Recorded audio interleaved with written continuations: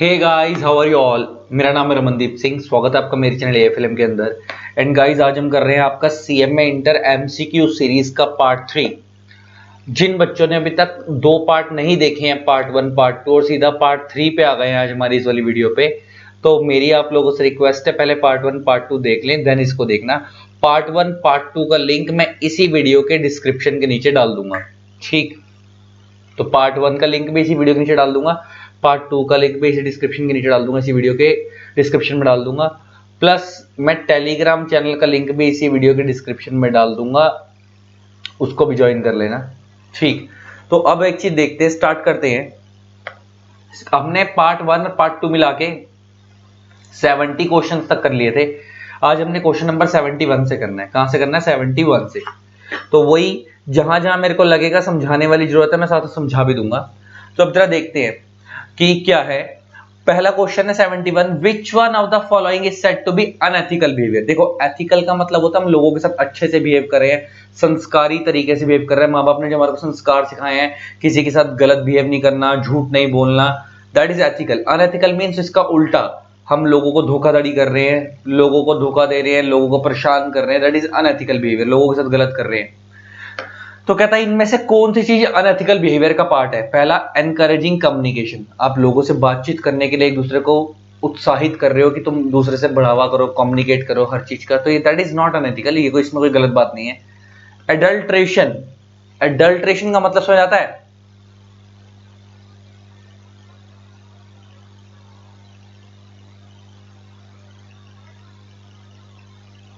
Mixing something bad with good.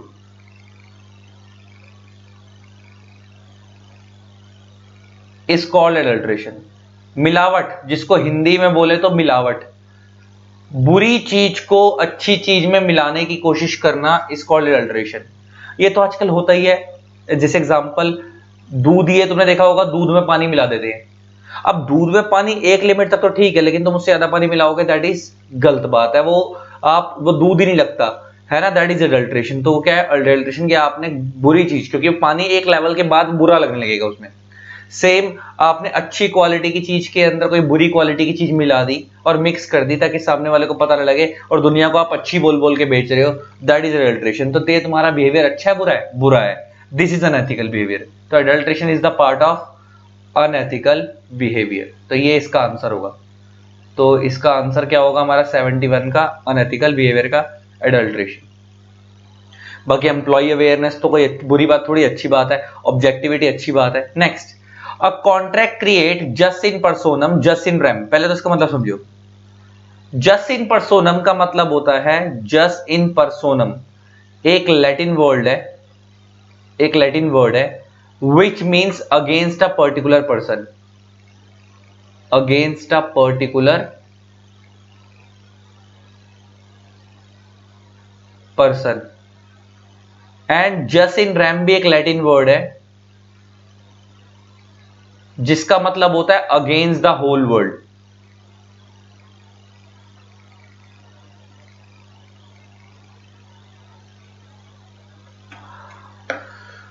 तो कह रहा है कि आप जब दो पार्टी आपस में कॉन्ट्रैक्ट करती हैं, मान लो एक ए है, एक बी है।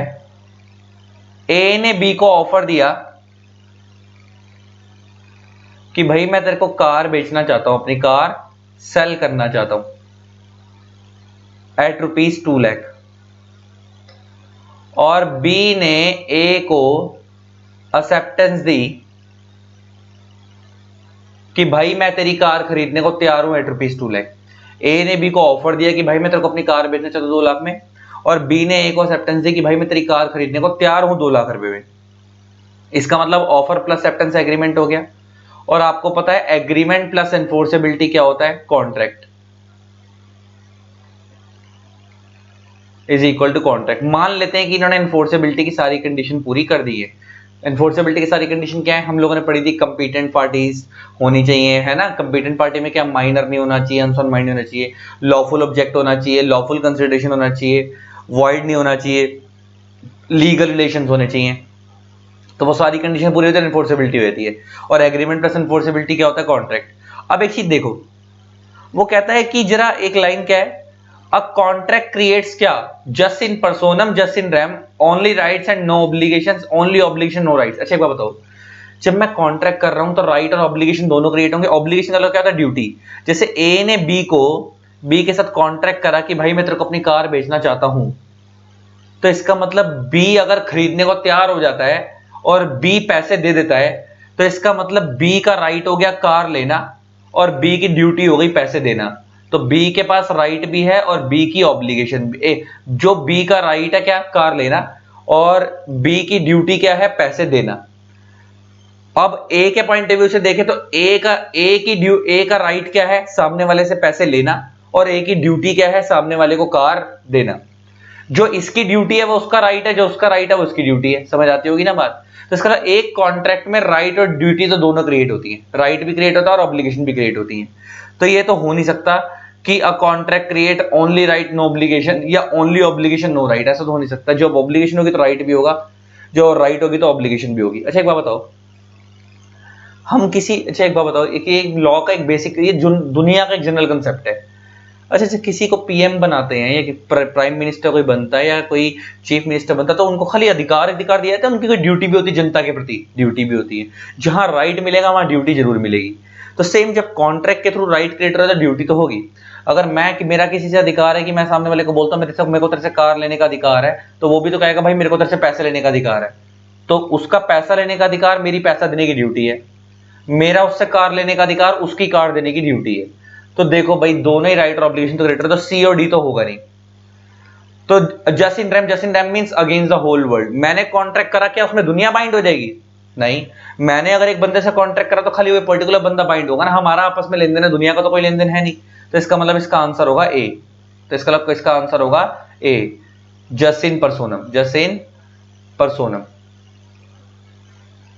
पर्सोनम, ये अगेंस्ट अ पर्टिकुलर पर्सन। जब हम कॉन्ट्रैक्ट करते हैं तो वो किसके बीच में होता है? Contract create just in personam means a right against particular right और duty against particular person. A का राइट बी के लिए है, बी का राइट ए के लिए है, ए की ड्यूटी बी के लिए, बी की ड्यूटी ए के लिए। तो इसका आंसर हो गया, इनका आपस में लेन देन है, इनका दुनिया से कोई लेन देन नहीं है। तो जस्ट इन रैम नहीं होगा, क्योंकि रैम का मतलब होता है whole world. Personam means particular person, क्योंकि ए और बी का आपस में कॉन्ट्रैक्ट होता है, इनका एक दूसरे से लेन देन है, तो पर्टिकुलर पर्सन वाला केस आ गया ए। नेक्स्ट सेक्शन 73 कह रहा हूँ, आदत पड़ी है ना लॉ पढ़ाने की, तो लॉ सेक्शन ही निकलते हैं मुंह से। सेक्शन 73 कह रहा हूँ, क्वेश्चन 73। अब आता है provisions of employ provident fund, EPF means employ provident fund, as miscellaneous provision act 1952 are applicable to cinema theatre employing 10 और मोर पर्सन, 20 और मोर पर्सन, 5 और मोर पर्सन, 15 और मोर पर्सन। तो मैं एक चीज बता दूं, प्रोविडेंट फंड के प्रोविजन जब नॉर्मली जो लगते हैं ना, वो लगते हैं उन ऑर्गेनाइजेशन में जहां पे 20 या 20 से ज्यादा बंदे काम कर रहे हैं नॉर्मली। लेकिन सिनेमा थिएटर की एक्सेप्शन है, उन्होंने अलग से बता रखा है कि अगर सिनेमा और थिएटर में 5 या 5 से ज्यादा बंदे भी काम कर रहे हैं तो वहां पे ईपीएफ के प्रोविजंस लगेंगे, प्रोविडेंट फंड के प्रोविजंस लगेंगे। तो इसका आंसर हो गया सी, 5 और मोर पर्सन। नॉर्मली कितनी लिमिट है? 20 से 20 से ज्यादा, लेकिन सिनेमा और थिएटर के केस में कितनी है? 5 या 5 से ज्यादा। नेक्स्ट आता है, in the absence of partnership agreement the partner has a right to avail interest on the advances paid to the partnership firm. Right to avail interest on the advances paid to the partnership firm provided there is profit. No right to avail interest on advances, right to avail interest on advances even after dissolution. क्या बकवास है, अब जरा देखना समझना है कहना क्या चाह रहा है। Right, what is advances? मान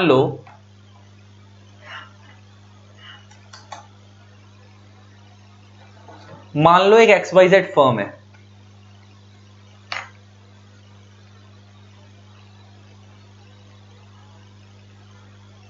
है और इसमें 3 पार्टनर्स हैं,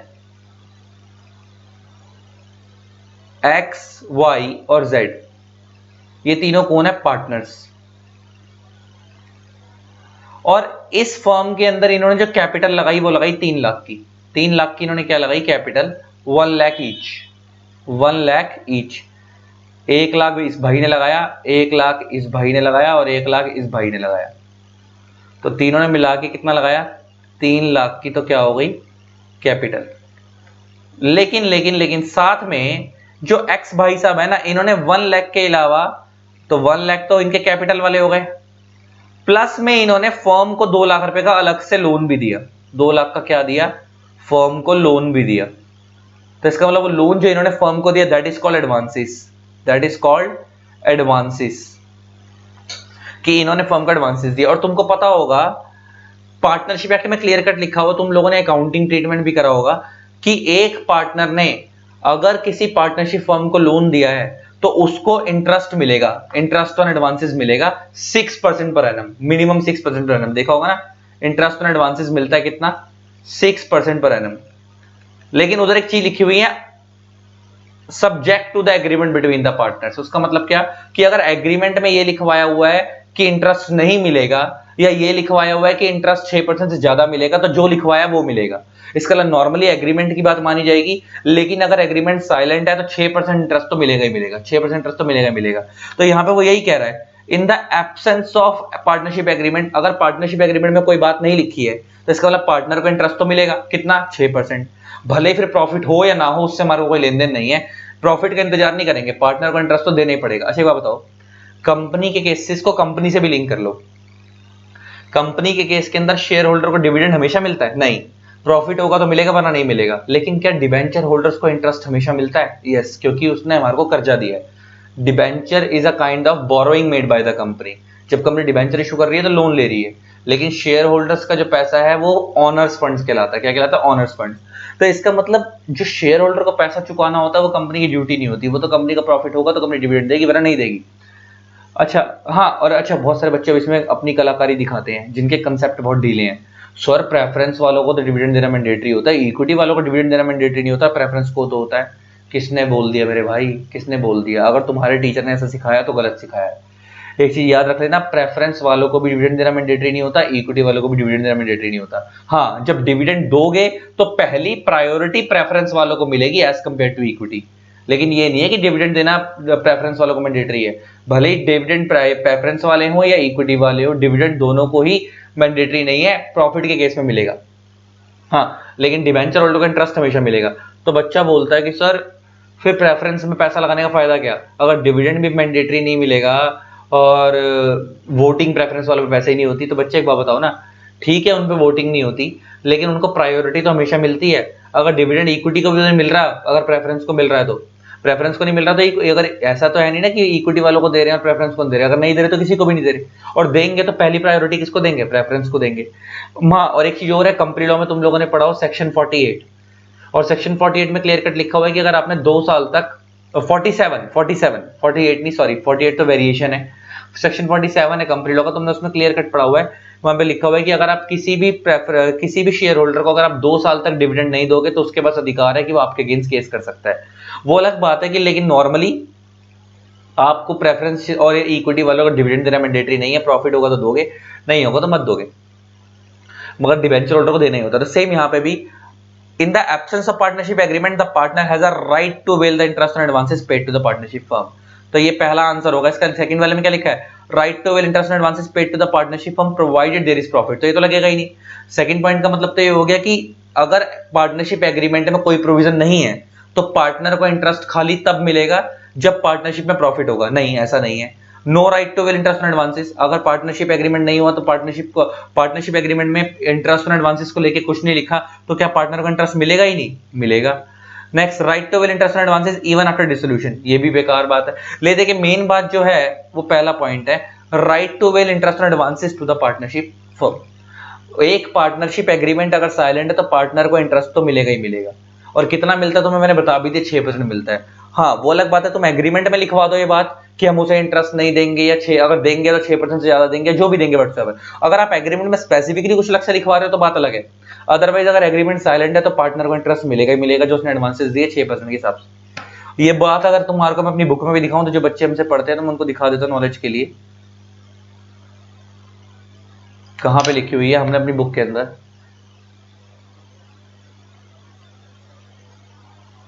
business law,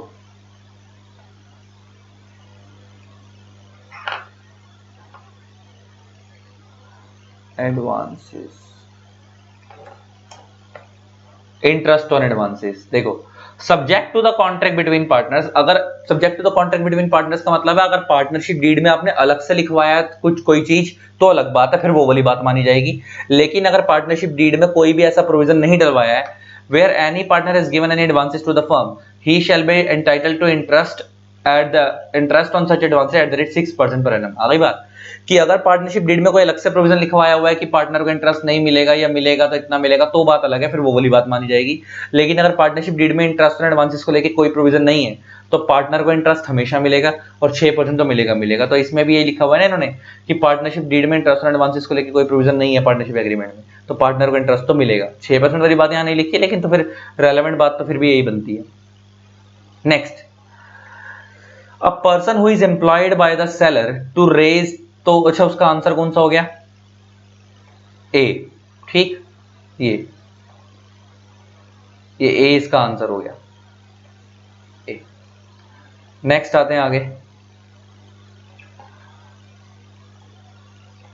a person who is employed by the seller to raise the price of fictitious bids. Fictitious समझ आता है? अच्छा एक बात बताओ, बिडिंग समझ आती है ना, ऑक्शन होती है ना, ऑक्शन, ऑक्शन में बिडिंग करवाई जाती है और तुमने देखा होगा बिड किसके फेवर में दी जाती है? हाईएस्ट बिडर के फेवर में। तुम्हें कोई चीज खरीदनी है, ऑक्शन हो रही है उसकी, मान लो तुम कोई बंगलो खरीदने जा रहे हो, या मान लो तुम किसी कार की ऑक्शन हो रही है, तुम ऑक्शन में पार्टिसिपेट करने गए, ऑक्शन स्टार्ट हुई 50 लाख रुपए से, किसी ने बोला 60 लाख, किसी ने बोला 70 लाख, किसी ने बोला 80 लाख। पिक्चरों में देखा होगा ना ऑक्शन होती है, मैंने बोला 1 करोड़, और जैसे ही मैंने 1 करोड़ बोला किसी और ने इतनी बड़ी बिड लगाई नहीं, तो अब सबसे हाईएस्ट बिडर मैं ही हूं, तो बिड मेरे फेवर में आ जाएगी, मैं 1 करोड़ दूंगा और कार मेरी हो जाएगी। कई बार क्या होता है कि ये तो चलो बहुत सारे लोग बैठे हैं पार्टिसिपेट कर रहे हैं, कई बार ना हम लोग क्या करते हैं फेक सेल दिखाने की कोशिश करते हैं कि बहुत सारे लोग पागल हुए पड़े हैं खरीदने को। हमारे इंडिया में एक कंसेप्ट है, साला कोई चीज स्वाद ना हो लेकिन अगर उसकी दुकान पे भीड़ लगी ना, हलवाई की दुकान पे, तो हम उसकी दुकान पे जाके एक बार खाएंगे जरूर कि ऐसा क्या है इसकी दुकान पे इतनी भीड़ लगी रहती है। इसका मतलब अगर उसकी क्वालिटी बहुत अच्छी है, एक रीजन तो ये भीड़ इस वजह से हो सकती है, अगर उसकी क्वालिटी अच्छी नहीं है और वो सेटिंग कर रखी है, उसने अपने अड़ोसी पड़ोसियों को बोल दिया है और अपने रिश्तेदारों को बोल दिया है कि भाई मेरी दुकान पे आके थोड़ा दिन के लिए, 2 4 5 दिन के लिए आके भीड़ लगानी शुरू करो, ताकि लोगों को लगे यार हमारी क्वालिटी बहुत अच्छी है, ताकि मेरी दुकान पे कस्टमर आने लग जाए। इसका मतलब वो क्या कर रहा है, फेक कस्टमर दिखा रहा है। और जो दूसरा नॉर्मल बंदा जिसको इस बारे में नहीं पता, वो तो यही सोचेगा कि भाई लगता है इसकी दुकान के प्रोडक्ट में कुछ तो दम है, इसकी मिठाई में, तभी इतनी भीड़ लग रही है। सेम लोग क्या करते हैं जब ऑक्शन होती है ना, तो फेक बिडर बिठाते हैं। फेक बिडर का मतलब क्या होता है, वो जान जान के बिडिंग करवाएंगे फेक, वो एक्चुअल में उन्होंने अपने बंदे बिठाए होते हैं और वो जान के बिडिंग में पार्टिसिपेट कर रहे होते हैं। 50 लाख वो बोलेगा नहीं, 60 लाख वो बोलेगा, 70 लाख, वो साला उन्हीं के बंदे हैं सारे, वो जान के ऐसा करवा रहे हैं। क्यों? ताकि जो उसमें 2 4 5 ओरिजिनल बायर आए हैं जिनको ओरिजिनली खरीदना है, उनके दिमाग में एक हाइप क्रिएट हो जाए कि यार ये गरीब बिक ना जाए, इतने इतने लोग बोली लगा रहे हैं, मैं ज्यादा से ज्यादा बोली लगा देता हूँ। इसलिए वो करवाते हैं, बोली लगाने से ज्यादा मैं ज्यादा से ज्यादा प्राइस की बिड लगा देता हूँ। इसलिए वो जो ओरिजिनल बायर होते हैं ना, वो उनको देखा देखी ज्यादा प्राइस की बिड लगा देते हैं, इससे ऑक्शन वालों को फायदा हो जाता है, इससे ऑक्शन वालों को क्या होता है, फायदा। तो ऐसे बंदे, ऐसी सच सच पर्सन इस दोनों से, उन बंदों को हम क्या बोलते हैं, पफर। पफर, पफर बना पफ से, पफ समझ आता है ना, फूला हुआ। अच्छा इसका मतलब क्या, फूला हुआ कहने की सेंस ये है कि हवा भरी हुई, हवा हवा है ना, मतलब इसका मतलब ये कहने की सेंस ये है कि वहां पे जो बिडर बैठे हैं वो एक्चुअल बिडर नहीं है, वो हवा भरे हुए बिडर है। हवा भरा मींस फेक बिडर है, जबरदस्ती के बिठाए गए हैं। उनको हम पफर भी बोलते हैं, बिडर भी बोलते हैं, डिकॉय डक्स भी बोलते हैं, ऑल ऑफ द अबव। तो इसका आंसर रहेगा ऑल ऑफ द अबव। इनके कई नाम होते हैं, कई नाम है, तो all of the above. Next, तो इसका आंसर क्या होगा, D, all of the above. Next आता है, in case of bankers refusal to honour the cheque in spite of insufficient funds in customers account, the banker is liable to compensate to the drawer. इसका answer तो पहले ही खत्म हो गया। अच्छा एक बात बताओ, मैंने किसी को चेक काट कर दिया, मैं ड्रॉर हूं, सामने वाला पे ही है, ये तो पता होगा ना। जो बंदा चेक काट कर देता है,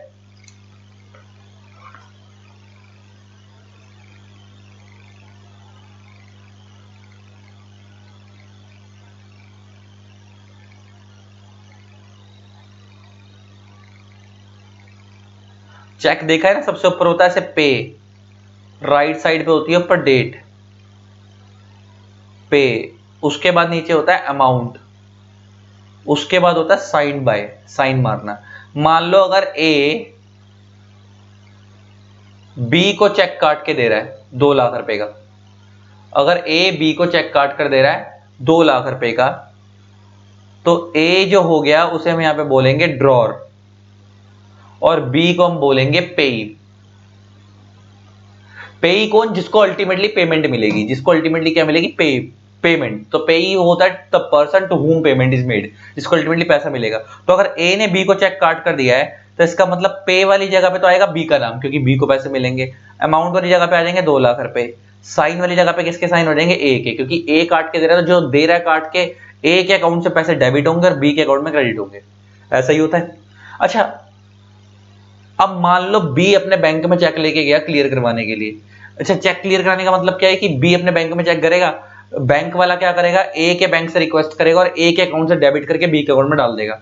अच्छा, कई बार क्या होता है चेक हो जाता है बाउंस, सुना होगा ना कभी, चेक बाउंस हो जाता है, उसको हम डिसऑनर भी बोलते हैं।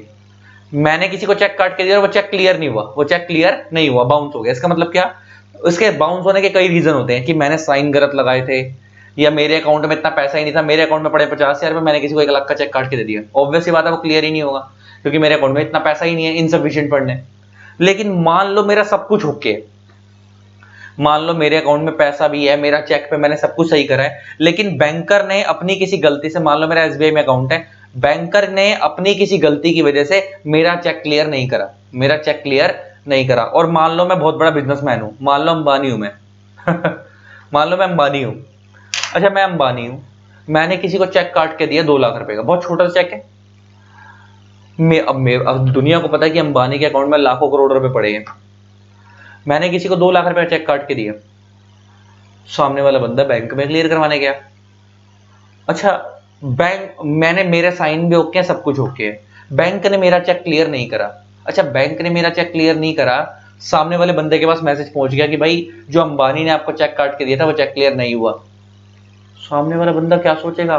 साला कंगला, करोड़पति बनता था, इसके अकाउंट में 2 लाख रुपए नहीं है। मेरी तो गुडविल की लंका लग गई, लेकिन सच्चाई ये थी मेरे अकाउंटों में तो करोड़ रुपए पड़े थे। बैंकर ने, किसी बैंकर को कोई गलती लगी या कुछ भी लगा, बैंकर ने मेरा चेक क्लियर नहीं करा। तो अगर ऐसी कोई गलती होगी, देखो लिखा है यहाँ पे क्वेश्चन क्या है, in case of bankers refusal to honour the cheque in spite of sufficient funds in customer account. Customer के अकाउंट में सफिशिएंट पैसा पड़ा है, यहाँ पे कस्टमर कौन हो गया? ए के अकाउंट में सफिशिएंट पैसा पड़ा है, अंबानी जैसे मैं, मेरे अकाउंट में सफिशिएंट पैसा पड़ा है, लेकिन स्टिल बैंक ने मेरा चेक क्लियर नहीं करा और बैंक को बी को पैसे नहीं दिए। तो उस केस में the banker is liable to compensate to the drawer. अच्छा, उस केस में मेरी गुडविल का नुकसान हो गया। गुडविल कौन? अंबानी। अंबानी कौन है? ए। अंबानी की गुडविल का नुकसान हो गया तो बैंकर मेरे को कंपनसेशन देगा, क्योंकि उसने मेरी गुडविल का नुकसान पहुंचाया। मेरी तो मार्केट में इज्जत चली गई, तो बैंकर मेरे को क्या देगा? उसके लिए गुडविल का लॉस, जो मेरी गुडविल गिरी मार्केट में, उसका कंपनसेशन। अब बच्चा बोलता सर गुडविल का कितना कंपनसेशन मिलेगा? बेटा वो कोर्ट डिसाइड करता है कि मेरा कितना लॉस हुआ, गुडविल कितनी गिरी। Next, dependants benefit is paid at the rate of, जो डिपेंडेंट्स को बेनिफिट मिलते हैं वो कितने परसेंट के हिसाब से मिलते हैं? 90% of the wages in the form of monthly payment. 90% का आंसर है, ये तुमने लेबर लॉ में पढ़ा होगा। Next, board of directors of every listed company shall constitute an audit committee which shall consist of minimum 2 director, 3 director, 4 director, 5 director, 3 director. वे तो वैसे भी तुम अंदाजा लगा लो। एक बात बताओ, लिस्टेड कंपनी है और तुम्हें पता ही होगा ऑडिट कमेटी जो है ना वो खाली लिस्टेड पब्लिक कंपनी को बनानी होती है, अनलिस्टेड पब्लिक कंपनी के लिए अलग से क्राइटेरिया है। तुमने देखा होगा, मैंने तुम्हें जब ऑडिट कंपनी की डेफिनेशन पढ़ाई थी, तुम्हारे को अपनी बुक में पढ़ा देता हूं, सीएमए इंटर लॉ की बुक, कंपनी लॉ, हमारी बुक में टॉपिक डला हुआ है कहां पे? Meeting of board and power वाले चैप्टर में। तो मैंने जब अपने वाले बच्चों को, जब हमने ये चीज कराई थी ऑडिट कमेटी वाला टॉपिक, कहां है ऑडिट कमेटी, तो मैं तुम्हें ये दिखा रहा हूं ऑडिट कमेटी किसके लिए रहा, सेक्शन 177 ऑडिट कमेटी। तो ऑडिट कमेटी किस किस कंपनी को बनाना होता है? एक तो एवरी लिस्टेड पब्लिक कंपनी। पहले क्या था? Every listed company. आपको पता होगा इंडिया में प्राइवेट कंपनी भी लिस्ट हो सकती है, पब्लिक कंपनी भी लिस्ट हो सकती है, लेकिन प्राइवेट कंपनी के आपको पता होगा खाली डिवेंचर लिस्ट होते हैं, मैंने बताया भी था, लेकिन पब्लिक कंपनी के डिवेंचर शेयर सब लिस्ट होते हैं। अच्छा, बहुत सारे टीचरों ने ना गलत सिखाते हैं अपने बच्चे को, बहुत सारे टीचर अपने बच्चों को सिखाते हैं इंडिया में प्राइवेट कंपनी लिस्टेड नहीं हो सकती, खाली पब्लिक कंपनी लिस्ट होती है। तो जो बेटा सिखा रहा है वो गलत सिखा रहा है। जाकर अभी बीएसए की साइट पे चेक कर लो, बॉम्बे स्टॉक एक्सचेंज की साइट पे लिस्ट निकल के आ जाएगी। इंडिया में हजारों कंपनियां लिस्ट है जो प्राइवेट है और वो लिस्टेड है। मेरी कई क्लाइंट कंपनियां प्राइवेट लिस्टेड है जिनके डिवेंचर लिस्टेड है। तो पहले यहाँ पे ना एक अमेंडमेंट आई है, बाद में चेंज हो गया। पहले यहाँ पे वर्ड होता था एवरी लिस्टेड कंपनी, तो प्राइवेट पब्लिक दोनों कवर होती थी। लेकिन अमेंडमेंट आने के बाद उन्होंने बोला एवरी लिस्टेड पब्लिक कंपनी। और आपको पता है पब्लिक कंपनी के अंदर मिनिमम 3 डायरेक्टर तो चाहिए ही होते हैं। और इसके अलावा बाकी भी सारी कौन है, पब्लिक कंपनियां जिनकी पेड अप कैपिटल 10 करोड़ और मोर है, टर्नओवर 100 करोड़ और मोर है। मतलब फिर ये कौन सी हो गई? इसका मतलब ये हो गया लिस्टेड पब्लिक कंपनी को तो हमेशा ऑडिट कमेटी बनानी होती है, लेकिन अनलिस्टेड पब्लिक कंपनियों को खाली इन्हीं कंपनियों को बनानी होती है जो ये वाला क्राइटेरिया पूरा कर रही है। या तो उनकी पेड अप 10 करोड़ और मोर है, या उनका टर्नओवर 100 करोड़ और मोर है, या उनकी बोरोइंग्स 50 करोड़ से ज्यादा है। इसका मतलब मैं ये समझाना चाह रहा हूं कि भाई ले दे के कंपनी लिस्टेड पब्लिक हो या अनलिस्टेड पब्लिक हो, ऑडिट कमेटी खाली पब्लिक कंपनी को बनानी होती है, प्राइवेट को नहीं बनानी होती। और पब्लिक कंपनी में मिनिमम कितने डायरेक्टर चाहिए होते हैं? 3। प्राइवेट में मिनिमम 2, पब्लिक में मिनिमम 3। तो इसका आंसर भी कितना होगा? ऑडिट कमेटी अगर बना रहे 3 director, 3। Next, the maximum limit of bonus payable to an employee is fixed by a way of percentage of salary और wage earn by the employee during the accounting year. The percentage is 20%। तुमने पढ़ा होगा ना, employ को minimum 8.33% bonus देते हैं और maximum 20% of salary और वेज दिया जाता है। तो 20% इसका आंसर हो गया। इसका आंसर हो गया सी, 20%। ऊपर वाले का क्या आंसर था? 3 डायरेक्टर्स, बी। अब business ethics also called as corporate ethics is a form of applied ethics. तुम्हें मैंने पढ़ाया था अप्लाइड एथिक्स वो एथिक्स होती है जिसको हम प्रैक्टिकली अप्लाई करते हैं। अच्छा, तो बिजनेस, जब हम एथिक्स को बिजनेस के अंदर फॉलो करते हैं तो हम क्या बोलते हैं? Business ethics. तो और बिजनेस एथिक्स किसका पार्ट है? अप्लाइड एथिक्स का पार्ट है। तो इसका आंसर हो गया applied ethics. Next, an agreement which is enforceable at the option of one or more party thereto but not at the option of the other party is called voidable contract। voidable, तुम्हें याद होगा मैंने तुम्हें voidable contract समझाया था। voidable contract एक ऐसा contract होता है जिसको दुखी पार्टी चाहे तो वैलिड बनाए चाहे तो void बनाए। एग्जांपल लेके बात करते हैं तो मैं समझा दूंगा। जो बच्चे मेरे से पढ़ते हैं वो तो जानते हैं, एग्जांपल को मैंने दिया था। लेकिन जो नहीं पढ़ते मेरी वीडियो देख रहे हैं तो मैं voidable contract का एग्जांपल समझा देता हूं। मान लो मेरे को वॉचेस का बहुत शौक है, मान लो मेरे को घड़ियों का बहुत शौक है, और मेरे किसी फ्रेंड ने बोला कि भाई सो एंड सो शॉप पे, उस पर्टिकुलर दुकान पे जापानीज वॉच मिल रही है बहुत सुंदर सुंदर 500 रुपए की। मेरे एक दोस्त ने बोला कि एक पर्टिकुलर शॉप पे चला जा भाई, सेल लगी हुई है, उस दुकान पे जापानीज वॉच मिल रही है बहुत सुंदर सुंदर 500 रुपए की एक। मैं बड़ा खुश कि भाई 500 रुपए में जापानीज वॉच। मैंने कहा मजे से घड़ी खरीदेंगे, क्या बात हो गई, मजा आ गया। मैं घड़ी खरीद कर ले आया। अब मैं उस घड़ी को मजे से पहन के घूम रहा हूँ। अच्छा, मैंने जब उससे घड़ी खरीदी इसका मतलब मैंने उससे कॉन्ट्रैक्ट कर लिया, पैसे दिए होंगे, ऑफर दिया, एक्सेप्टेंस हुई, मैंने उसे ऑफर दिया, घड़ी खरीदने, उसे एक्सेप्टेंस दी, पेमेंट हो गई, सब कुछ हो गया, तो कॉन्ट्रैक्ट तो हो गया। अब मैं उस घड़ी को मजे से पहन के घूम रहा हूँ। मेरे को मीनवाइल मेरा एक दोस्त मिला, कह रहा भाई घड़ी तो बड़ी सुंदर लग रही है, कहाँ से लाया है? मैंने उसको बोला भाई मैं उस दुकान से लेके आया हूँ, वहां पे ना जापानीज वॉच 500 रुपए की मिल रही है। तो मेरा दूसरा वाला दोस्त जो है ना मेरे ऊपर हंसने लग गया। वो हंस के कहता है भाई तेरा पागल बना दिया उस दुकानदार ने, वो जापानीज वॉच नहीं है, वो चाइनीज वॉच है, वो जापानीज का ठप्पा लगा लगा के बेच रही है। इसका मतलब वो जापानीज की ब्रांडिंग कर करके बेच रहे हैं, लेकिन एक्चुअल में वो कौन सी वॉच है? चाइनीज वॉच है, वो जापानीज वॉच नहीं है। अब मेरे दिमाग में आया यार दुकानदार ने तो मेरा पागल बना दिया। अब मेरे पास दो रास्ते हैं, बड़े ध्यान से सुनना। एक तरीका तो ये मैं घड़ी को लूं, उसके मुंह पे मार के आ जाऊं, साले मेरे साथ तुमने धोखा कर दिया, मेरे को चाइनीज वॉच जापानीज बोल के पेल दी, मेरे को मेरे पैसे वापस दे, मेरे को नहीं पता। एक तरीका तो ये है। दूसरा तरीका क्या है? मेरे दिमाग में आता है अच्छा उसने चाइनीज जापानीज बोल के बेच दी, चल छोड़ यार, ठीक है उसने चाइनीज जापानीज बोल के बेची है, लेकिन उसने मेरे से कौन सा जापानीज वाले पैसे लिए हैं?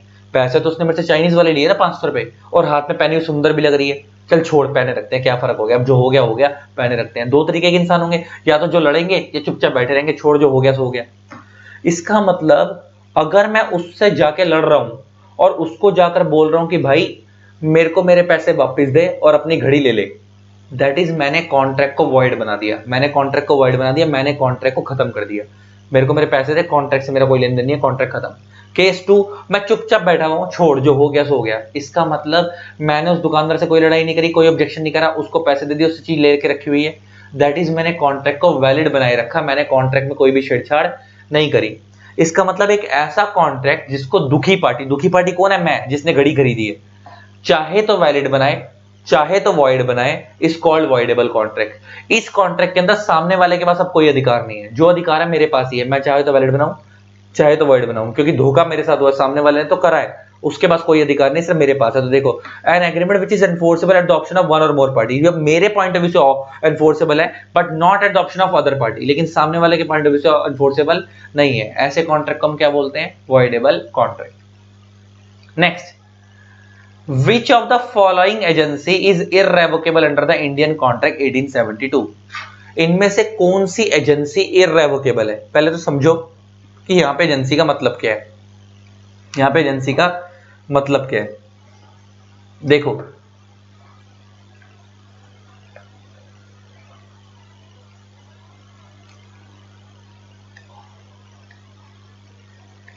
मान लो एक पर्सन है मिस्टर ए,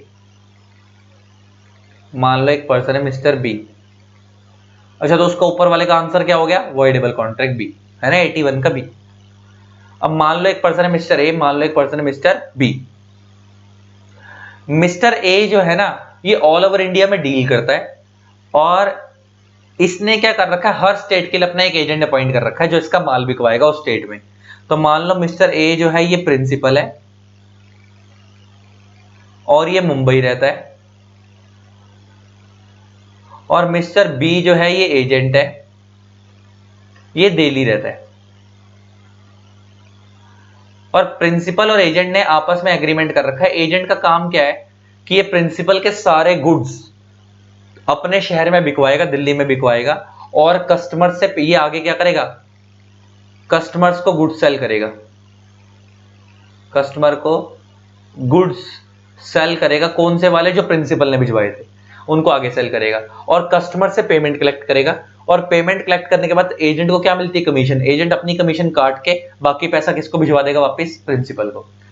ये जो प्रिंसिपल और एजेंट के बीच में एग्रीमेंट हुआ है, इस एग्रीमेंट को हम बोलते हैं contract of agency, contract of agency. Principal agent के रिलेशनशिप को हम बोलते हैं कॉन्ट्रैक्ट ऑफ एजेंसी। अब वो कह रहा है कि इनमें से कौन सी एजेंसी इररेवोकेबल है। देखो, रेवोकेबल का मतलब होता है कैंसलेबल, रेवोकेबल का मतलब क्या होता है, कैंसलेबल, जिसको कैंसिल किया जा सके। तो इररेवोकेबल का मतलब क्या हो गया, इसका उल्टा, नॉन कैंसलेबल, जिसको कैंसिल ना किया जा सके, जिसको ना कैंसिल कर सके। तो कहता है ऐसा कौन सा प्रिंसिपल एजेंट का रिलेशनशिप है जो कैंसिल नहीं किया जा सकता। लिखा ना, which of the following agencies irrevocable under the Indian contract 1872। ये ना मैंने कराया भी है, ये मैंने कराया भी हुआ है, तो मैं दिखा भी देता हूं।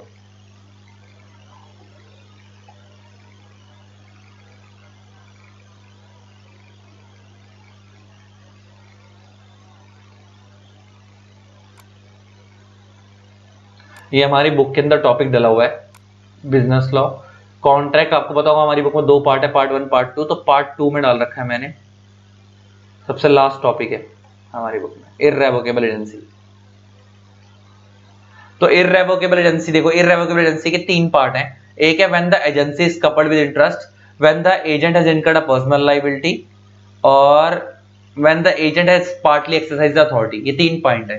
तो इसका मतलब ये इररेवोकेबल एजेंसी के अंदर 3 पॉइंट आते हैं। तो अब जरा इनमें से देखो, कहता है इनमें से कौन सा पॉइंट जो इररेवोकेबल एजेंसी के अंदर आता है। एजेंसी फॉर फिक्स पीरियड क्या है, वहां था नहीं। एजेंसी फॉर सिंगल ट्रांजैक्शन क्या है, वहां था नहीं। एजेंसी कपल्ड विद इंटरेस्ट, ये रहा, ये वाला पॉइंट वहां था। और चौथा है कॉन्ट्रैक्टिंग एजेंसी, ये भी वहां नहीं था। तो ले देखिए, इसका आंसर हो गया सी, एजेंसी कपल्ड विद इंटरेस्ट। अब इसका मतलब क्या समझ लो, एजेंसी कपल्ड विद इंटरेस्ट का मतलब क्या है। देखो, एजेंसी कपल्ड विद इंटरेस्ट का मतलब क्या है, जरा ये भी समझा देता हूं। ऐसा नहीं ना कि हवा में बात हो रही है, पता भी तो होना चाहिए इसका मतलब क्या होता है। Coupled with interest, agency coupled with interest. Coupled का मतलब होता है अटैच्ड। एक ऐसी एजेंसी जो जिसमें इंटरेस्ट जुड़ा हुआ है, एक ऐसी एजेंसी जिसमें इंटरेस्ट जुड़ा हुआ है। इंटरेस्ट का मतलब है मनी वाला इंटरेस्ट नहीं है। इंटरेस्ट मींस 2 पार्टीज का कुछ पर्सनल इंटरेस्ट है, आपस में रिलेशन है। जैसे एग्जांपल लेके, रिलेशन किस हिसाब से, जैसे एग्जांपल लेके बात करते हैं, मान लो एक क्रेडिटर है मिस्टर ए, मान लो एक डेटर है मिस्टर बी। क्रेडिटर ने मान लो डेटर को 10 लाख रुपए का लोन दिया है।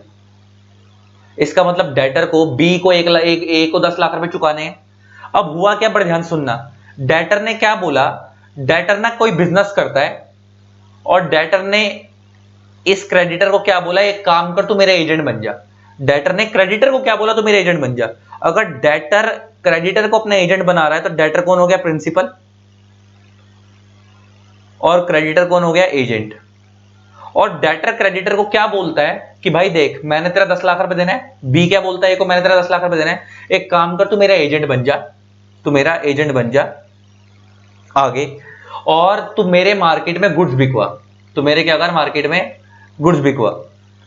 और गुड्स बिकवाने के बाद जो वहां से तेरे को कमीशन मिलेगी वो कमीशन भी तू रखियो, प्लस जो तेरा अपना पैसा बनता है जो तूने मेरे से लेना है उसमें से वो भी काटता रही हो, उसमें से थोड़ा थोड़ा पैसा वो भी काटता रही हो। इसका मतलब मैंने एजेंसी को इंटरेस्ट के साथ जोड़ दिया, मेरा 1% इंटरेस्ट लगा दिया मैंने उसको, क्या बोल के कि तू मेरा माल बिकवाता रहा है, उसमें से जो रिकवरी होगी वो तू, उसमें से जो तेरी कमीशन बनती है वो तो तू ले लियो, प्लस साथ में जो तेरा अपना तूने 10 लाख लेना है वो भी थोड़ा थोड़ा करके उसमें से लेता रही हो। तो माल बिकवाता रही, उसमें थोड़ा थोड़ा पैसा लेता रही हो, वो आपस में वो एग्रीमेंट में डिसाइड कर लेंगे कितना कितना पैसा वो काटेगा। इसका मतलब जब तक क्रेडिटर का पूरा पैसा रिकवर नहीं होगा तब तक यहां पे डेटर एजेंसी को कैंसिल नहीं कर सकता। क्यों नहीं कैंसिल कर सकता, क्योंकि भाई तूने उसका कर्जा चुकाना है। अब जब तक उसका कर्जा नहीं चुकाएगा तब तक तू उसे अपने एजेंट से नहीं निकाल सकता, उसके अपने एजेंट से जो तूने उसे अपना एजेंट बना उसे वहां से नहीं निकाल नहीं सकता। तो ऐसी एजेंसी को हम क्या बोलते हैं, इररेवोकेबल एजेंसी। अब ये आप एजेंसी को सिर्फ तभी रिवोक कर सकते हो जब तक वो 10 लाख रुपए पूरे रीपे हो जाएंगे, और जब 10 लाख पूरे रीपे हो जाएंगे इसका वो जो पर्सनल इंटरेस्ट है वो खत्म हो जाएगा, तो एजेंसी का पर्सनल इंटरेस्ट वाली बात ही खत्म हो जाएगी। इसके अलावा अगर एजेंसी में कोई आपने पर्सनल इंटरेस्ट जोड़ रखा है तो जब तक वो इंटरेस्ट खत्म नहीं होता, मतलब वो पूरा जो बीच में फैक्टर है मेन बात वो खत्म नहीं होती। जैसे यहाँ पे इंटरेस्ट क्या है, 10 लाख का लोन, कि जब तक ये 10 लाख का लोन नहीं चुका देता डेटर क्रेडिटर को तब तक वो एजेंसी खत्म नहीं होगी। ऐसी एजेंसी को हम क्या बोलते हैं, इररेवोकेबल एजेंसी। तो इसका आंसर हो गया सी। नेक्स्ट आता है अब क्या है 83, क्वेश्चन क्या है 83। अब ये क्या है, a sort of tacit understand, tacit means implied, tacit means implied understanding और agreement among the intending bidders. Intending means जो अभी खरीदने जा रहे हैं, किसी पर्टिकुलर जगह पे बिडिंग हो रही है तो बड़े सारे बिडर बैठे हैं, तो वो एक्चुअल बायर नहीं है, वो इंटेंडिंग बायर है, वो खरीदने आए, उनकी इच्छा है खरीदने की। टू स्टिफल, स्टिफल का मतलब होता है गला घोटना, किसी का गला दबाना, लेकिन यहां पे स्टिफल का मतलब है किसी बंदे को दबाने की कोशिश करना। Stifle competition by not bidding against each other in an auction is called knockout agreement. उस एग्रीमेंट को क्या बोलते हैं, नॉकआउट। जरा मैं इसका मतलब समझा देता हूं पहले क्या है। देखो बड़े सारे बिडर्स हैं, बिडर्स ने ना आपस में एग्रीमेंट कर लिया, मान लो एक टोटल में 12 बिडर बैठे हैं एक जगह पे, और 12 बिडर में से ना एक बिडर क्या बोलता है, एक बिडर वहां पे ये बोलता है, सब सारे बिडर से एग्रीमेंट कर लेता है आपस में वहीं पे खड़े होके कि भाई सुनो मेरी बात, तुम में से कोई भी बंदा बिडिंग में पार्टिसिपेट नहीं करेगा, ये चीज मेरे को चाहिए, मैं तुम्हारे को अलग से कमीशन दे दूंगा, लेकिन या तुम्हारे को अलग से मैं कुछ ना कुछ दे दूंगा, लेकिन तुम में से कोई भी बंदा प्लीज बिडिंग में पार्टिसिपेट मत करना, सिर्फ बिडिंग में मैं ही पार्टिसिपेट करूंगा ताकि वो चीज मेरे को ही मिले। इसका मतलब मैं क्या कर रहा हूं, अपना कंपटीशन खत्म कर रहा हूं, अपना कंपटीशन खत्म कर रहा हूं by not bidding against each other. जब वो सारे आपस में चुपचाप बैठ जाएंगे इसका मतलब वो कंपटीशन को क्या कर रहे हैं, स्टिफल कर रहे हैं, कंपटीशन को दबा रहे हैं, कंपटीशन को खत्म कर रहे हैं, ताकि कंपटीशन खत्म हो जाए और वो अकेला बंदा जो खरीदने की इच्छा रख रहा है वो अकेला खरीद ले। ऐसे एग्रीमेंट को हम बोलते हैं नॉकआउट एग्रीमेंट। क्या बोलते हैं, नॉकआउट एग्रीमेंट। इसका आंसर हो गया बी। और प्रैक्टिकली ये इंडिया में लीगल नहीं है, ये इंडिया में लीगल नहीं। नेक्स्ट आता है 84। अब ये क्या है जरा देखो, when an instrument is drawn conditionally or for a special purpose as a collateral security and not for the purpose of transferring property therein, it is called ambiguous inchoate escrow inland। escrow बोलते हैं। अभी escrow क्या चीज है समझ लो। देखो तुमने कई बार देखा है, तुम किसी बंदे से लोन लेने जाते हो तो सामने वाला बंदा बोलता है कि भाई एक काम कर, मेरे को ना अपने 2 ब्लैंक चेक साइन करके दे दे as a security, as a collateral. हम उससे बोलते हैं भाई क्यों, वो ये बोलता है कि भाई अगर कल को तूने डिफॉल्ट करा, मेरा पैसा नहीं चुकाया, तो कम से कम मेरे पास तेरा कुछ तो सबूत होना चाहिए कि तूने मेरे से लोन लिया था। तो ज्यादातर तुमने देखा होगा जो लोग अनसिक्योर्ड लोन देते हैं ना, फाइनेंसर वगैरह जो होते हैं, जो लोग तुमने देखा होगा जो लोग अनसिक्योर्ड लोन देते हैं, तो वो ज्यादातर क्या करते हैं, जब आपको लोन देते हैं तो वो लोग सिक्योरिटी पर्पस के लिए ना आपसे 2 ब्लैंक चेक साइन करवा लेके रखवा लेते हैं अपने पास, ताकि कल को अगर आप उसका पैसा नहीं दोगे तो आपके नाम का चेक प्रेजेंट करके बैंक में डाल देगा, और आपका क्योंकि आपको पैसा उसका दे नहीं दे तो आपका अगर जैसे चेक बाउंस होगा वो आपके ऊपर चेक बाउंस का केस कर देगा। इसका मतलब ले दे के आपने जो उसको चेक दिया है वो कोई पेमेंट क्लियर करने के लिए नहीं दिया, वैसे आपने एज अ भी सिक्योरिटी रखवाया उसके पास, एज अ कोलेटरल रखवाया उसके पास कि भाई देख ये मेरे चेक पड़े हैं तेरे पास, तो इसको अपने पास रख ले, इसे बैंक में मत डालियो। हाँ, अगर कल को मैं तेरा पैसा नहीं चुकाऊं तो मेरे ऊपर ये चेक को बैंक में प्रेजेंट करके मेरे ऊपर बाद में चेक बाउंस का केस डाल दियो, बात की बात है। लेकिन मैंने उसके पास अभी किस लिए रखवाया, एज अ कोलेटरल, तो कि मैं उससे लोन लिया, अगर मैं नहीं चुका पाऊंगा तो उन चेक को प्रेजेंट करके मेरे ऊपर केस कर देगा। इसका मतलब अगर आप किसी बंदे के पास चेक रखवाते हो, आप उसको ऑनरशिप ट्रांसफर नहीं कर रहे अभी, not for the transferring ownership, आपने उसको सिर्फ रखवाया है टेम्परेरी पर्पस के लिए, अगर मैं नहीं चुका पाया तो तू मेरे ऊपर केस डाल दियो। तो और एज अ कोलेटरल रखवाया मैंने उसके पास, है ना, तो ऐसे चेक को हम बोलते हैं एस्क्रो चेक। ऐसे चेक को हम क्या बोलते हैं, एस्क्रो। एस्क्रो का मतलब होता है स्पेशल पर्पस, एस्क्रो वाला स्पेशल पर्पस। तो यहाँ पे एक देखो, इसे हम स्पेशल पर्पस क्यों बोल रहे हैं, क्योंकि जब नॉर्मली हम किसी को चेक देते हैं तो चेक किस लिए देते हैं कि तो अपने बैंक में चेक को डालियो और पेमेंट क्लियर करवा लियो। लेकिन यहाँ पे हम जो उसको चेक दे रहे हो पेमेंट क्लियर करवाने के लिए नहीं दे रहे, यहाँ पे मुझे एज अ कोलेटरल रखवा रहे हैं उसके पास कि भाई इसे अपने पास रख ले और मेरे को लोन दे दे, कल को मैं तेरा लोन चुका दूंगा, मेरे को मेरे ब्लैंक चेक वापस कर दियो। हाँ, अगर नहीं चुका पाया तो इन चेक को बैंक में प्रेजेंट करके मेरे ऊपर केस कर दियो। प्रैक्टिकली ऐसा होता है। तुम में से अगर किसी को पता हो तो लोन जो लोग लेते हैं ना बैंक वगैरह से, या जो गली मोहल्ले में जो बुक्की बुक्की होते हैं, जो फाइनेंसर होते हैं उनसे लेते हैं, तो वैसा ही तरीका फॉलो करते हैं।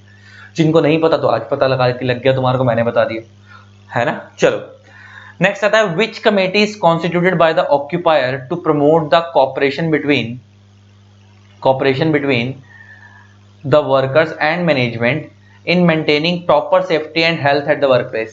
अच्छा, ऑक्यूपायर कौन होता है, जिसका फैक्ट्री पे पूरा कंट्रोल होता है। एग्जांपल, कंपनी के केस में कंपनी के डायरेक्टर ही ऑक्यूपायर होते हैं, और फैक्ट्री के केस में फैक्ट्री का ओनर ऑक्यूपायर होता है, या फैक्ट्री वालों ने अगर कोई मैनेजर अपॉइंट कर रखा तो वो ऑक्यूपायर है। तो कह रहा है ऐसी कौन सी कमेटी बनाई जाती है फैक्ट्रीज के अंदर जो फैक्ट्री के ऑक्यूपायर बनाते हैं वर्कर्स की हेल्थ और हेल्थ का ध्यान रखने के लिए, उसे हम बोलते हैं सेफ्टी कमेटी। ये नेक्स्ट आता है, under payment of bonus act 1965 in disputed cases bonus must be paid. अच्छा, एक तुम्हें नॉर्मल पता होगा, मैंने जब तुम्हें बोनस एक्ट पढ़ाया था, तो जब मैंने तुम्हें बोनस एक्ट पढ़ाया था उसमें मैंने तुम्हारे चीज बताई थी कि नॉर्मली जो बोनस की पेमेंट होती है वो फाइनेंशियल ईयर क्लोज होने के, अकाउंटिंग ईयर क्लोज होने के 8 मंथ्स में होती है। कब होती है, 8 मंथ्स में। लेकिन अगर आपका एम्प्लॉयर आपको बोनस नहीं दे रहा है तो आप उसके अगेंस्ट लेबर कोर्ट में केस करोगे। तो जब लेबर कोर्ट में केस होगा और उसकी जजमेंट आएगी, तो जजमेंट आने के 1 महीने के अंदर उसको पेमेंट करनी होती है। और इसने क्या बोला है, डिस्प्यूटेड केस। डिस्प्यूटेड केस का मतलब आपने लेबर कोर्ट में केस करा होगा, तो उस केस में बोनस कितने टाइम में पे करना होता है, 1 महीने में। तो bonus must be paid within 1 month from the date on which award becomes enforceable. Award का मतलब क्या, जजमेंट। अवार्ड का मतलब क्या, जजमेंट। जब कोई कोर्ट ऑर्डर देता है ना तो हम जजमेंट बोलते हैं। लेकिन जब कोई लेबर कोर्ट वगैरह हो, या जो लेबर ये जो अथॉरिटीज है ना, जो लेबर एक्ट, बोनस एक्ट वगैरह के अंदर जो लेबर लॉज में जो अथॉरिटीज हैं, जब ये लोग जजमेंट अवार्ड देते हैं, जब ये लोग ऑर्डर देते हैं, तो इसे हम अवार्ड बोलते हैं। तो इस केस के अंदर यहाँ पे जो बोनस की पेमेंट होगी वो 1 महीने में होगी। नॉर्मल जो बोनस की पेमेंट होती है वो 8 मंथ्स में होती है। बच्चा कंफ्यूज हो जाता है, बच्चा ना पेपर में ढंग से पढ़ता है नहीं, पेपर में बस ये पढ़ ले, ऊपर लिखा बोनस एक्ट, बोनस एक्ट की पेमेंट आपने पढ़ ली थी 8 महीने में होती है। उसने ये भी लिखा साथ में डिस्प्यूटेड केसेस। डिस्प्यूटेड केस में कितना टाइम में होती है, 1 महीने में। जब आपका डिस्प्यूट रिजॉल्व हो जाएगा, लेबर कोर्ट वाले आपका डिस्प्यूट सेटल करवा देंगे, तो जब जजमेंट आ जाएगी उसके 1 महीने में करनी होती है। इसका आंसर होगा बी। और अगर अच्छा ऐसा डिस्प्यूटेड केसेस ना लिखा होता, ये लाइन ना लिखी होती, तो आंसर होता ए, 8 मंथ्स में। लेकिन यहाँ पे डिस्प्यूटेड केस लिख के आंसर बदल गया, तो इसका आंसर होगा बी। नेक्स्ट, बिजनेसमैन और industrialist take initiative to form new companies. Their main function is to manage the company after its promotion. They are known as general promoters, professional promoters, occasional promoters, particular promoters. तो इसका answer होगा general promoters. अच्छा, generally promoter वो होता है, अलग अलग तरीके के प्रमोटर होते हैं। जैसे यूएसए में कंसेप्ट क्या चलता है, यूएसए में ना प्रोफेशनल प्रमोटर्स का कंसेप्ट चलता है। प्रोफेशनल प्रमोटर्स वो होते हैं जो सिर्फ आपकी कंपनी बनाते हैं, कंपनी बनाने के बाद वो कंपनी किसी और को भेज देते हैं, अब चलाता कोई और है, मतलब बनाते कोई और है, चलाते कोई और है। इंडिया में ऐसा नहीं होता, इंडिया में जो लोग कंपनी बनाते हैं वही चलाते हैं ज्यादातर। तो इसका मतलब इंडिया में जो प्रमोटर्स होते हैं उन्हें हम बोलते हैं जनरल प्रमोटर्स। जो बना रहे हैं वही चला रहे हैं, लिखा है ना।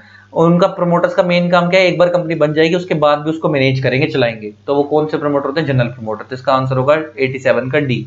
इंडिया वाले जो प्रमोटर होते हैं वो प्रोफेशनल प्रमोटर नहीं होते, वो जनरल प्रमोटर होते हैं ज्यादातर इंडिया में जो होते हैं। नेक्स्ट, अब आता है question 88।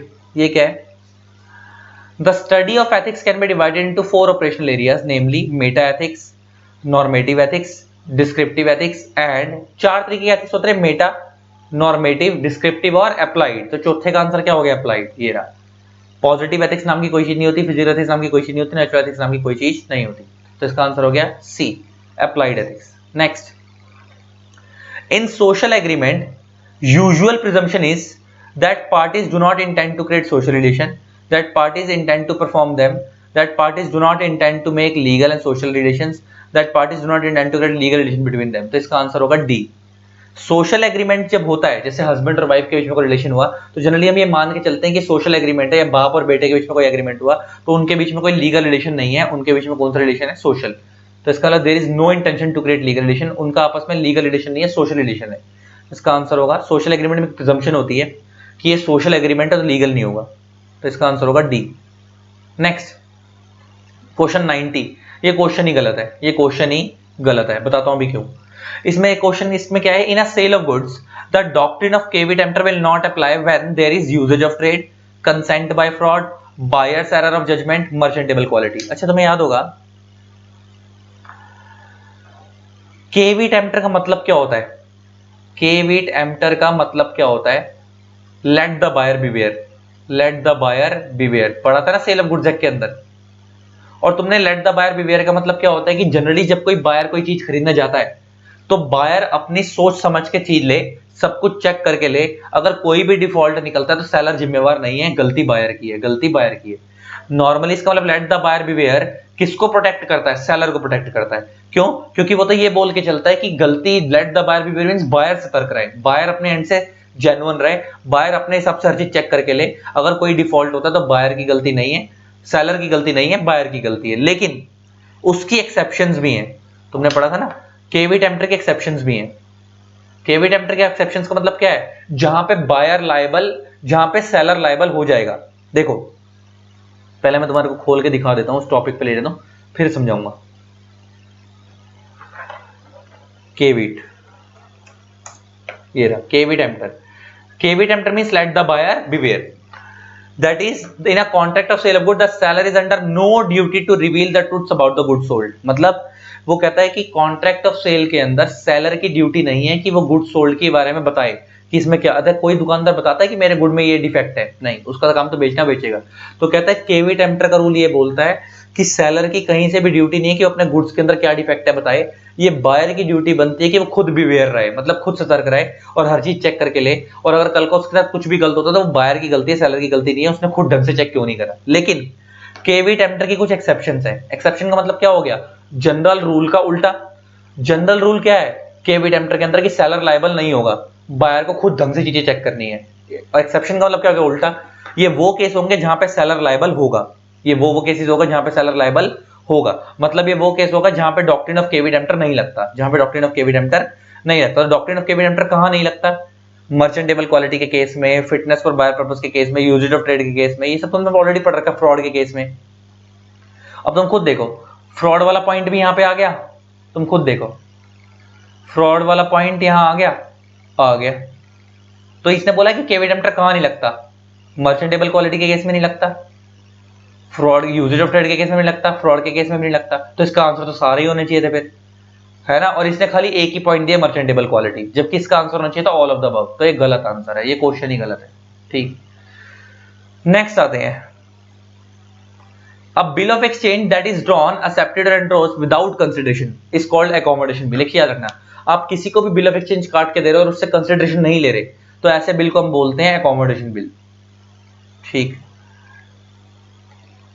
next, under industrial dispute act appropriate government may require to constitute a workman committee on any day in the preceding 12 months where an industrial establishment employs 100 or more workers। ये इसका answer होगा B. अगर किसी भी industrial dispute act ये बोलता है कि अगर किसी भी फैक्ट्री के अंदर अगर पिछले 12 महीने में 100 या 100 से ज्यादा वर्कर काम कर रहे हैं तो उनको एक वर्कमैन कमेटी बनानी पड़ेगी। नेक्स्ट आता है, ESI act is applicable to all. ESI हर जगह लगता है सीजनल एस्टेब्लिशमेंट को छोड़ के। किसको छोड़कर? सीजनल फैक्ट्रीज को छोड़ के। तो इसका आंसर डी हो गया, factories including factory belonging to government but excluding seasonal factories. Next, a partner must give a public notice of his retirement from the firm in order to absolve himself. Absolve का मतलब होता है free from himself from all the liability for the acts of the other partners done after his retirement in was known as dormant partner. Dormant तो sleeping हो गया। Ostensible partner, इसका answer होगा B, ostensible partner. Ostensible partner कौन होता है? Active partner. Active partner का दूसरा नाम होता है ऑस्टेंसिबल पार्टनर। तो एक्टिव पार्टनर एक वो पार्टनर होता है, लॉ ये बोलता है कि जो भी एक्टिव पार्टनर है जब भी वो फर्म छोड़ के जाएगा, तुम्हें पता है ना कि पार्टनरशिप में एक बंदे की गलती की वजह से अगर कोई पार्टनरशिप फर्म में कोई भी लोन लोगे तो दूसरा पार्टनर भी लायबल होगा, क्योंकि पार्टनरशिप में हर बंदा प्रिंसिपल, हर बंदा एजेंट है। तो अगर कोई पार्टनर चाहता है कि उसकी लाइबिलिटी ना हो, अगर वो फर्म छोड़ के जा रहा है और वो चाहता है उसकी कोई लाइबिलिटी फर्म में ना रहे, तो उसको जाने से पहले पब्लिक नोटिस दे देना चाहिए। क्या देना चाहिए? पब्लिक नोटिस दे देना चाहिए कि भाई मैं अब इस फर्म को छोड़ के जा रहा हूं और मेरा आज के बाद इस फर्म से कोई लेन देन नहीं है। जो उसके रिटायर होने से पहले जितने भी उसकी फर्म ने लोन लिए है वो उनके लिए तो लायबल होगा, लेकिन उसके जाने के बाद अगर फर्म जितने भी कर्ज लेगी वो उसके लिए लायबल नहीं होगा। तो इसका आंसर हो गया ostensible partner B. Next, a prospectus which does not have complete particulars on the price of securities offered and the quantum means quantity of securities offered by the company is known as red herring prospectus। तो मैं पढ़ाया था ना मैंने, red herring prospectus बहुत detail में पढ़ाया था। रेड हेरिंग देखो एक होता है, देखो दो तरीके के प्रोस्पेक्टस होते हैं, दो तरीके के प्रोस्पेक्टस होते हैं। जब कोई कंपनी पब्लिक इशू लाती है, मार्केट के अंदर शेयर्स बेचती है, तो एक होता है नॉर्मल प्रोस्पेक्टस, एक हो गया red herring prospectus. Normal prospectus तो आप सबने देखा होगा, सुना होगा कि नॉर्मल प्रोस्पेक्टस क्या है। जैसे मान लो कंपनी लिख रही है कि जी हम 1 लाख शेयर्स ला रहे हैं एट ₹10 ईच, इसको हम क्या बोलते हैं? नॉर्मल वाला प्रोस्पेक्टस। रेड हेरिंग प्रोस्पेक्टस एक ऐसा प्रोस्पेक्टस होता है जिसमें कंपनी ना तो प्राइस बताती है कि वो कितने रुपए पे शेयर्स ला रही है, ना वो शेयर्स बताती है। लेकिन कई बार ऐसा भी होता है, कई बार शेयर्स बता देती है, प्राइस नहीं बताती, कई बार प्राइस बता देती है, शेयर्स नहीं बताती, और कई बार दोनों भी नहीं बताती। जैसे मान लो कंपनी बोलती है कि मैं 1 लाख शेयर्स लेके आ रही हूं पब्लिक इशू की फॉर्म में, लेकिन हम कितने रुपए पे लाएंगे हम ये नहीं बता रहे। वो ना एक प्राइस रेंज दे देते हैं, वो क्या देते हैं? एक प्राइस बैंड दे देते हैं। प्राइस बैंड का मतलब क्या होता है? एक रेंज दे देते हैं। मान लो 100 और 120 की रेंज दे दी, और वो बिडिंग करवाते हैं। उसके अंदर क्या करवाते हैं? बिडिंग, कि देखो जी हम लोग शेयर्स लेके आ रहे हैं 1 लाख शेयर्स, लेकिन हमने प्राइस फिक्स नहीं करा है, लेकिन हम लोग आपको मिनिमम प्राइस बता रहे हैं 100 रुपए और हम मैक्सिमम प्राइस बता रहे हैं 120 रुपए। आप लोग इसके बीच में बोली लगाओ, आप कितने रुपए पे खरीदने को तैयार हो, आप कितने रुपए पे खरीदने को तैयार हो। और उसके बाद क्या होता है? कट ऑफ प्राइस डिसाइड होता है। कट ऑफ प्राइस मान लो 110 रुपए डिसाइड हुआ, 110 रुपए क्या डिसाइड हुआ? Cut off price. अब इस कट ऑफ प्राइस का मतलब ये है कि जिन लोगों ने 110 रुपए या उससे ऊपर की बिडिंग लगाई थी उन लोगों को अलॉटमेंट होगी, जिन लोगों ने 110 रुपए से नीचे की बिडिंग लगाई थी उनको अलॉटमेंट नहीं होगी। तो रेड हेरिंग प्रोस्पेक्टस एक ऐसा प्रोस्पेक्टस होता है जिसमें या तो कितने रुपए पे शेयर्स ला रहे हैं प्राइस नहीं बताया जाता, या शेयर्स की क्वांटिटी नहीं बताई जाती, और वो मार्केट में डिमांड सप्लाई के बेस पे, बिडिंग के बेस पे डिटरमाइन की जाती है। तो इसका आंसर हो गया red herring prospectus B. Next, the crucial step in understanding business ethics is establishing codes of ethics, learning to recognize ethical issues। इसका आंसर होगा ये बी। अगर आप अपने बिजनेस में एथिक्स को समझना चाहते हो तो पहले आप ये समझो कि आपके बिजनेस में प्रॉब्लम्स कहां हैं, एथिकल प्रॉब्लम्स कहां हैं, आपके बिजनेस में कहां एथिक्स फॉलो नहीं होता। तो इसका आंसर हो गया बी। नेक्स्ट होता है which one of the following is applicable for unethical business practices. इसमें से अनएथिकल बिजनेस प्रैक्टिसेस के अंदर क्या क्या आता है? Which one of the following is the reason of unethical business practices?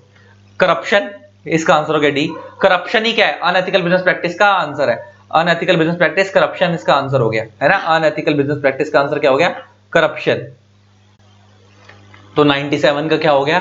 Administrative corruption. Corruption ही एक अनएथिकल बिजनेस प्रैक्टिस है। Next, a party who does not suffer any loss in case of breach of contract is called is entitled to dash damages. तुमको मैंने बताया था, इसका answer होगा nominal damages. Nominal का मतलब होता है नामात्र, नामात्र मतलब नेग्लिजिबल डैमेजेस, मतलब एक बंदे का मतलब कोई बहुत बड़ा नुकसान नहीं हुआ, बहुत छोटा मोटा नामात्र नुकसान हुआ है, लेकिन स्टिल लॉ कहता है कि आपको अगर डैमेजेस लेने हैं तो आप ले सकते हो। ऐसे डैमेजेस को हम बोलते हैं नॉमिनल डैमेजेस, छोटे मोटे अमाउंट के होते हैं। एग्जांपल, मेरे किसी दोस्त ने मेरे से पेन मांगा कि भाई पेन दिखा दे यूज करने के लिए, मैंने उसे पेन दे दिया। क्लास में उसने, क्लास के बाद उसने मेरे को पेन नहीं दिया, मैंने उससे बोला भाई पेन क्या? वो कहता भाई पेन तो खो गया। तो क्या मैं उसके ऊपर केस कर दूंगा? नहीं, 5 रुपए का पेन हम इग्नोर कर देते हैं बात को। लेकिन स्टिल अगर मैं उससे मांगना चाहूं तो मांग सकता हूं। ऐसे डैमेजेस को हम क्या बोलते हैं? नॉमिनल डैमेजेस, नामात्र डैमेजेस। तो कहता है एक ऐसा कॉन्ट्रैक्ट जिसमें कोई बहुत लॉस नहीं हुआ तगड़ा, लेकिन स्टिल सामने वाले को नुकसान हुआ है, लेकिन कोई बहुत हैवी नुकसान नहीं है, छोटा मोटा नुकसान है जिसको हम बियर कर सकते हैं, इग्नोर कर सकते हैं। ऐसे डैमेजेस को हम क्या बोलते हैं? Nominal damages. Next, if part of a contract is illegal then the whole contract will be void. अच्छा, एक तुम्हें याद होगा मैंने बताया था, अगर लीगल पार्ट इलीगल पार्ट से सेपरेट हो सकता है। अगर एक कॉन्ट्रैक्ट के अंदर एक लीगल पार्ट है, इसका ना इन्होंने वैसे क्वेश्चन गलत तरीके से बनाया है। मान लो आपके कॉन्ट्रैक्ट के अंदर दो चीजें हो रही हैं, एक होता है लीगल पार्ट, एक है इलीगल पार्ट। मैंने तुम्हें बताया था कि अगर लीगल पार्ट इलीगल पार्ट से सेपरेट हो सकता है तो लीगल वाला वैलिड और इलीगल वाला वॉइड। लेकिन अगर लीगल वाला इलीगल पार्ट से सेपरेट नहीं हो सकता तो पूरा का पूरा एग्रीमेंट वॉइड माना जाएगा। जैसे एग्जांपल, लीगल पार्ट पे लिख देते हैं राइस और इलीगल पार्ट पे लिख देते हैं ओपियम। ओपियम समझ आता है ना? अफीम। ओपियम मींस अफीम। एक सेलर है, तो मान लो एक सेलर है, वो कहता है कि भाई देख, मैं तेरे को अफीम राइस तभी दूंगा जब तू मेरे पास से अफीम भी खरीदेगा। और मान लो आसपास उस एरिया में कोई सेलर ही नहीं है। अब उस बंदे की मजबूरी हो गई कि लीगल पार्ट इलीगल पार्ट से सेपरेट नहीं हो पा रहा, लीगल पार्ट इलीगल पार्ट से सेपरेट नहीं हो पा रहा, अगर राइस लेने तो अफीम लेनी ही पड़ेगी। तो ऐसे केस में पूरा का पूरा एग्रीमेंट ही क्या माना जाएगा? वॉइड, क्योंकि वहां पे लीगल पार्ट इलीगल से सेपरेट नहीं हो रहा। लेकिन केस 2, अगर सेलर आपको ये बोलता है कि भाई तेरी मर्जी है, राइस खरीदने राइस खरीद ले, अफीम खरीदनी अफीम खरीद ले, तो इसका मतलब दोनों सेपरेट हो सकते हैं, तो लीगल वाला वैलिड, इलीगल वाला वॉइड। तो इसका मतलब दो बातें हो गई, अगर लीगल इलीगल से सेपरेट हो सकता है तो लीगल वाला वैलिड, इलीगल वाला वॉइड। अगर लीगल इलीगल से सेपरेट नहीं हो सकता और इसका मतलब लीगल एग्रीमेंट में इलीगल भी इंक्लूड है तो पूरा का पूरा वॉइड होगा। तो इसके अंदर इन्होंने ऐसा कुछ बताया नहीं है, तो इसलिए हम पूरे के पूरे को क्या मानेंगे? वॉइड मानेंगे। तो इसका आंसर हो गया 99 का B. Next, which of the following cases is the claim for quantum merit? quantum merit का मतलब होता है quantum merit। अच्छा, quantum merit का मतलब क्या होता है? quantum merit बना quantum merit से, quantum merit। quantum merit का मतलब होता है as much as earned, as much as earned। इसका मतलब यह है कि एक बंदे ने जितना काम करा उसको उतना पैसा तो मिलना चाहिए। जैसे एग्जांपल, आपके घर में काम वाली आई, आपकी मम्मी ने उसके साथ एग्रीमेंट करा कि मैं तू मेरे पास मेरे घर में काम कर और मैं तेरे को 1 साल का काम करने का 12,000 रुपये दूंगी, लेकिन पैसा मैं तेरे को पूरे साल के बाद दूंगी, साल खत्म होने के बाद। सपोज आपकी मम्मी ने उसको 3 महीने बाद ही निकाल दिया, आपकी मम्मी को उसका काम पसंद नहीं आया, आपने 3 महीने बाद ही निकाल दिया। अब वो काम वाली कहती ठीक है जी, अब आपने मेरे को निकाल दिया, मैंने जो 3 महीने काम करा उसके 3,000 रुपये दे दो मेरे को, पूरे साल के 12,000, 3 महीने के मेरे को 3,000 रुपये दे दो। तो आपकी मम्मी कहती है काय के 3,000 रुपये, कैसे पैसे, मैं तो नहीं दे रही, मैंने तेरे को पहले ही बोला था पूरे साल काम करेगी तो पैसे दूंगी। क्या जायज है? नहीं। अगर ऐसा होने लग जाए तो इंडिया में लोग पता है क्या करेंगे? एम्प्लॉय को रखेंगे 12 महीने के लिए, 11 महीने 29 दिन काम करवाएंगे, 12 महीने कंप्लीट होने से 1 दिन पहले निकाल देंगे और उसको बोलेंगे जा, मेरे को तेरा काम पसंद नहीं आया और तेरे को 1 रुपया भी नहीं दे रहे, क्यों? क्योंकि तूने पूरा 12 महीने काम नहीं करा। इसलिए ऐसा बना, इसलिए रूल बना क्वांटम मेरिट का। Quantum merit means as much as earn, आपने जितना काम करा आपको उतने पैसे तो मिलने ही चाहिए, आपने जितना काम करा उतने पैसे मिलने चाहिए। तो अगर वो काम वाली को आपको काम पसंद नहीं आया लेकिन उसने 3 महीने काम करा तो आप उसको 3 महीने के पैसे तो दोगे। तो इसका आंसर हो गया, कहता है क्वांटम मेरिट का केस कहां लगता है? Where the contract is divisible, जहां पे आप कॉन्ट्रैक्ट को तोड़ सकते हो मतलब 12 महीने के लिए आपने उसको रखा और आप उसने 3 महीने में अगर आप उस कॉन्ट्रैक्ट को तोड़ पा रहे हो, 3 महीने आप उसे निकाल रहे हो, 3 महीने की कैलकुलेशन करके उसको उसके पैसे दे दो जहां पे कॉन्ट्रैक्ट डिविजिबल है। तो इसका आंसर हो गया डी। आज के लेक्चर को यहीं तक रखते हैं और इस मैं एमसीक्यू सीरीज को भी यहीं खत्म कर रहा हूं। मतलब बेसिकली मैं समझाना क्या चाहता था तुम्हारे को, मैंने 3 पार्ट कराए क्योंकि ना इसमें टाइम बहुत ज्यादा लग रहा है और मेरा मानना है कि तुम्हारे पास टाइम कम है, अब तुम अपनी खुद तैयारी करो, तुम खुद समझ जाओगे। मैं समझाना ही चाह रहा हूं कि जितना तुम लोगों को ऑनलाइन एग्जाम का प्रेशर लग रहा था, इतना प्रेशर वाली चीज है नहीं है, इतनी प्रेशर वाली चीज नहीं है। तुमको मैंने दिखाया कि सब कुछ बुक से ही है, लाइन बाय लाइन कहीं से क्वेश्चन बन रहा है, आपने ढंग से अगर लॉ पढ़ रखा तो आपसे एमसीक्यू सॉल्व हो जाएंगे, आपसे एमसीक्यू सॉल्व हो जाएंगे। और सबसे बड़ा प्लस पॉइंट है कि नेगेटिव मार्किंग पेपर के अंदर नहीं है, तो टेंशन मत लेना। All the best. अब मैं एमसीक्यू सीरीज के नेक्स्ट पार्ट नहीं लाऊंगा, आप लोग खुद प्रैक्टिस करना। और जो मेरे बच्चे हैं पेन ड्राइव वाले, गूगल ड्राइव वाले, उनको कोई डाउट है इसमें मेरे से पूछ सकते हैं। बाहर वाले बच्चों के लिए सॉरी, मेरे पास इतना टाइम ही नहीं होता कि मैं अपने बच्चों के बहुत मुश्किल से हैंडल कर लूं, लेकिन स्टिल आप लोगों के लिए मैंने इतना करा, मेरे से जितना मैं आप लोगों के लिए कर सकता मैंने बहुत करा है ना। और हाँ, एक चीज अब मैं और करूंगा, अब प्रैक्टिस के लिए मैं पार्ट तो नहीं लाऊंगा एमसीक्यू सीरीज का, ये तो 3 पार्ट मैंने तुम्हें एक अंदाजा दिखा दिया कि एमसीक्यूज पढ़ने कैसे हैं, समझने कैसे हैं, और जिसने ढंग से कंसेप्ट क्लियर कर रखे हैं उससे एमसीक्यू सॉल्व हो जाएंगे, इसमें कोई नई चीज नहीं है। अब मैं सीएमए इंटर वालों के लिए 2-4-5 दिन के अंदर इंपॉर्टेंट क्वेश्चंस की वीडियो लेके आऊंगा। क्या लेके आऊंगा? इंपॉर्टेंट क्वेश्चंस की वीडियो जो एग्जामिनेशन पॉइंट ऑफ व्यू से कि पेपर में क्या क्या आ सकता है, मेरे हिसाब से एक्सपेक्टेड क्वेश्चंस की वीडियो क्या क्या इंपॉर्टेंट है, किन किन टॉपिक्स पे आपको ज्यादा फोकस करना है, उसकी मैं वीडियो लेके आऊंगा 4-5 दिन में। तो आज की वीडियो को यहीं तक रखते हैं। आई होप आपको लेक्चर अच्छा लगा होगा। इसी तरीके से वीडियोस को प्यार देते रहे। Keep it keep supporting. And हाँ, मैंने ना सीएमए इंटर वालों का एक ब्रॉडकास्ट बना रखा है व्हाट्सएप पे। सीएमए इंटर वालों का क्या बना रखा है, ब्रॉडकास्ट। जो बच्चे ऑलरेडी, बहुत सारे मेरे पास ऑलरेडी एडिड हैं, 900,000 बच्चे के आसपास, लेकिन स्टिल अगर आप उस ब्रॉडकास्ट में ऐड होना चाहो तो हो सकते हो। इस ब्रॉडकास्ट में क्या होगा, मेरी जो भी लेटेस्ट वीडियो आती है, मैं जो भी लेटेस्ट अपडेट देता हूँ, वो आपको उस वीडियो के अंदर मिल जाया करेंगे, मतलब आपको व्हाट्सएप पे ही मिल जाया करेंगे। और ये ब्रॉडकास्ट है, ग्रुप नहीं है। तो आप जब मेरे को मैसेज भेजोगे तो ये मत बोलना कि सर हम आपने कहाँ ऐड करा है, आपको हमको दिख नहीं रहा।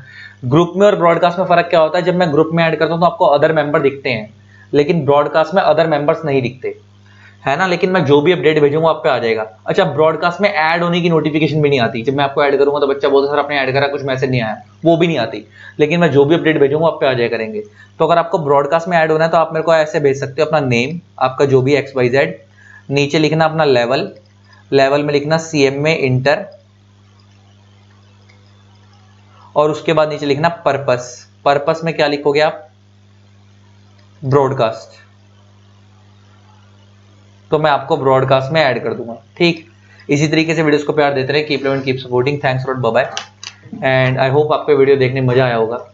कुछ मेरे साथ भी टाइमिंग कंस्ट्रेंट्स थे कि बहुत सारी चीजें ऐसी भी होती हैं जो हमारे को जल्दी में समझानी पड़ती हैं, क्योंकि डिटेल लेक्चर्स नहीं है ये तो एक काइंड ऑफ तुम्हारे को मैं रिवीजन करा रहा हूँ, MCQ सॉल्व करा रहा हूँ। तो मैं एक प्रिजम्पशन लेके चल रहा हूँ कि आपने वो कर रखा होगा, क्या कहते हैं, आपने पूरा लॉ पढ़ रखा, आपका बेस क्लियर है, ठीक। तो चलो अब हम MCQ सीरीज को यहीं फिनिश करते हैं। 3 पार्ट में मिले हैं, 2 पार्ट मेरे जो ऑलरेडी डले हुए, मैं इनको उस वीडियो उनको इस वीडियो के डिस्क्रिप्शन के नीचे डाल दूंगा।